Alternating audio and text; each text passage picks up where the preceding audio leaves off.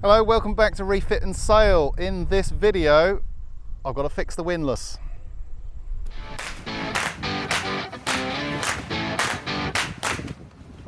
Welcome back on Libertor. My name's George Istid. I'm in Terracea in the Azores. This is a Lofrans Cobra that was fitted to my boat about 11 months ago, and whilst it's been used quite a lot over the last 11 months as we cruised around the Caribbean, it stopped working about 3 or 4 days ago, and I am fed up of lifting the anchor up by hand. So it's time to take a look and see what's going on with it. Here we are up in the bow of Libertor. This is the forward cabin. Up there, you see that blue box there with some cables coming off it. That is the control box for the windlass. So what happens when I get the controller and I switch it on is clicks, that's up, that's down, but the motor no worky. So I've already put a multimeter on the connections here. It's getting 12.7 volts to it through the cables that run through the boat, so that's no issue. It's on the output side, it's switching correctly. It's a 2-pole motor, so basically if it's connected one way, the motor spins in one direction, and the relays in that thing switch it around, so when you want to go in reverse, it just flicks it around and it just runs the motor in reverse. So it's a really simple system, and it all appears to be working correctly according to the multimeter. So I've even put it on the motor itself just to check the cables, and it's giving me 12 volts in one direction or the other direction, no issues at all. So I've contacted Lofrans in the first instance to tell them about the problem. It's only 11 months of use the windlass has had since it's been fitted, so it really should be absolutely fine after that amount of time. They've asked me in the first instance to drop the motor down and take a look at it just to see if the brushes are warm, which is fair enough. So the first job I've got to do is take the cables off the motor in the anchor locker behind me, and then I can undo the 2 bolts that are on the windlass housing up the top, drop the motor down and take a look. Access is not particularly great, it has to be said, and the first job I'm doing is cleaning off the Vaseline. I covered the connections onto the motor with Vaseline just so that any water in theory can't get into the connections. Just helps practice, just helps keep muck, dirt, water particularly out of the connections. But as anyone knows who's played with boats, you can keep things clean before you get going. It stops you transferring grease and dirt onto upholstery and what have you. So that will do. And then we'll see what size spanner I need.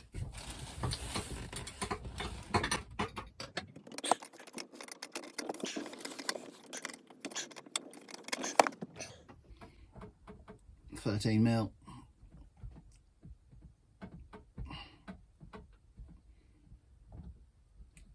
Now this is where I drop the nut into the bottom of the anchor locker, and then I swear a lot,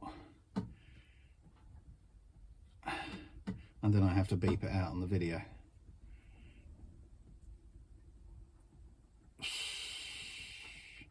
Nearly off.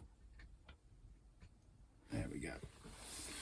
One nut, slightly greasy still. I'll stick it up there. See if there's a washer or not. There should be a little vibration washer. There it is. Oh no, it's just a flat washer. It's whatever Lofrans supplied. Alright.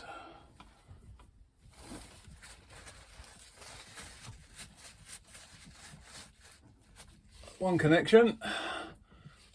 Fortunately, that's got a bit of green tape on it. I can't remember if I did that the first time, just to mark that as the one that goes on the starboard side. And there's the other one.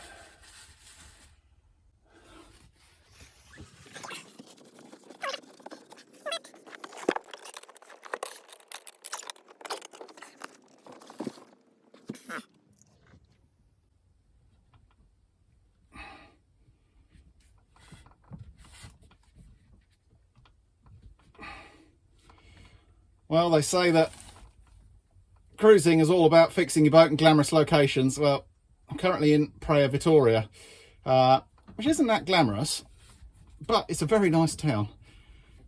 We came here in a rental car a few days ago, and because we've got time to cruise the islands, we thought, well, we'll take the boat round there for a couple of days before we go on to the next island, which is San Miguel, and Ponta Delgada, which is the town. Oh, nearly dropped the nut. There we go. Rescued it. One nut.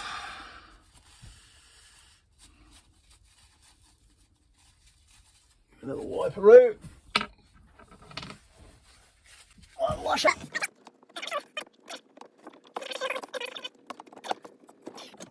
Gone. Oh, there's the washer. And there's the cable. There we go. Other cable. And again, everything's covered in Vaseline. So, including my fingers now. So, I need a bit more tissue.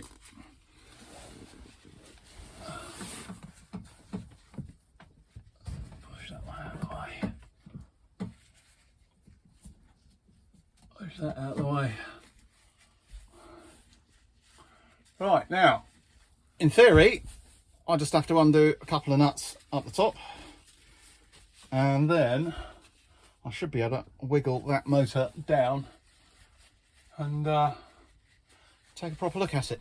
Right, so we're back up on deck. Here's the windlass, and I've already taken the chain off. It's actually on the snubber at the moment, so there's no load on the windlass. And these two nuts here, as a dome nut on top of another nut, are the two nuts, or the two fixings for the motor. So, in theory, if I just crack them off, hopefully I've got the right size spanner, I'll be able to then go back down below and wiggle that motor out of position. So, sensibly they've done it with two nuts, so you can lock one against the other, although they weren't locked particularly tight. Top one. There we go. And then the bottom one.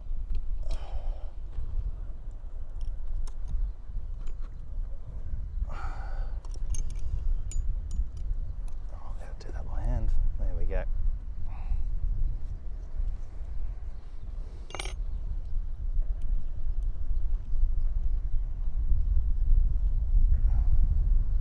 You don't realise until you start making these videos, it's quite inconvenient having a camera in the way. There we go, it's got a little washer in there, anti-vibration washer.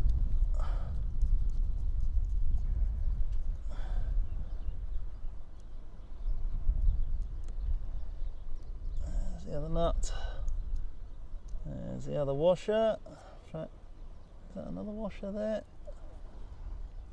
No, I don't think so. Oh, yes it is. There we go. It's one that side. Plain washer. On that side as well. I'll just flick that off.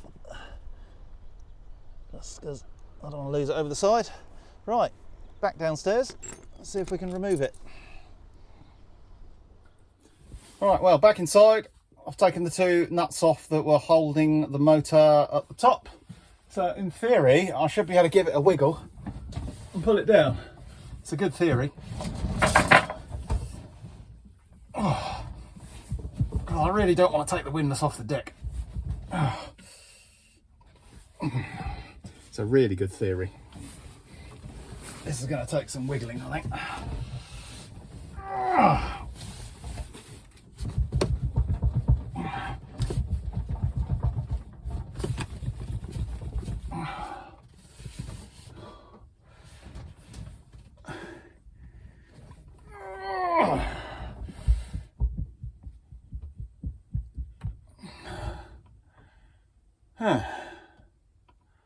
Okay.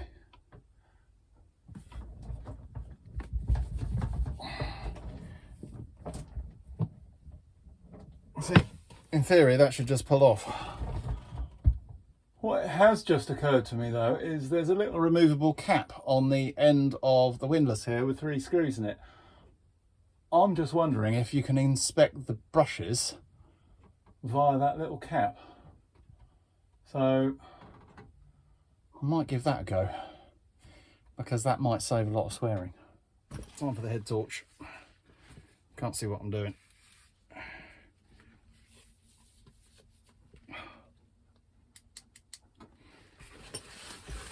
Decathlon's finest cheapy head torch. So when you lose it over the side, it's slightly less painful than losing your expensive Petzl one. Tell me how I know that.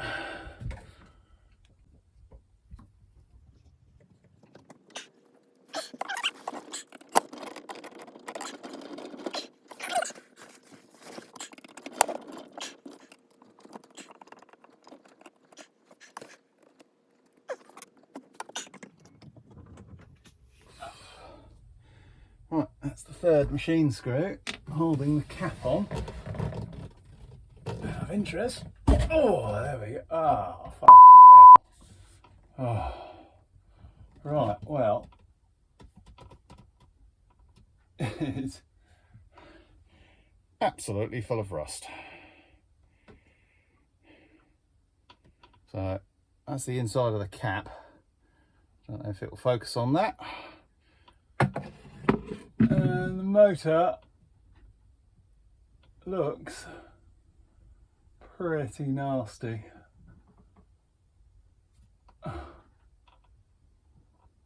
Wow.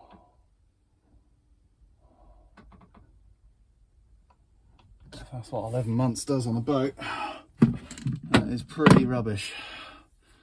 I'll show you.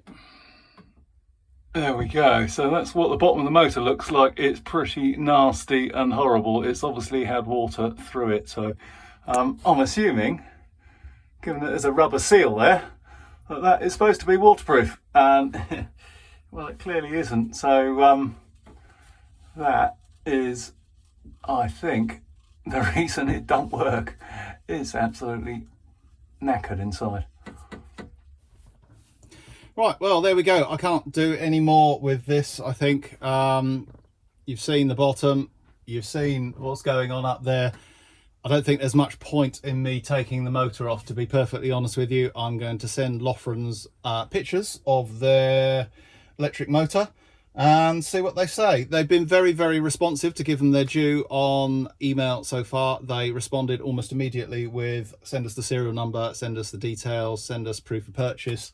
And can you have a look at the brushes and send us some pictures. So I'm going to do that and see what happens. So you'll see what happens probably in a few days. Fingers crossed they will send me a new motor, because I'm pretty sure that it's not supposed to look like that after 11 months of use. That's not very good, I think, is the best description I can give without swearing. I've double checked. There is definitely a rubber seal there, which this thing is supposed to go over, or it could be a seal somewhere else further up the motor that has failed or is not working correctly. So that's it for now. Let's see what Lofrans have to say. I'm going to put this back together. It's been a couple of weeks since I looked at the Windlass, and I thought I'd close this video off with a short piece about how useful and helpful Lofrans have been, or not, as the case may be. You can decide. The UK retailer and the distributor who I contacted initially both said to contact Lofrans directly, because they have a support system all of their own, which is absolutely fine. And they were pretty quick to respond, to give them credit. They came back to me quite quickly and asked me to take some pictures and look at the motor, which I did earlier in the video. So I took some pictures, sent them off, and then waited quite a long time for a response. Since then they've come back and they've basically said the problems I've got with water ingress are down to the installation and not down to their product, which is slightly disappointing.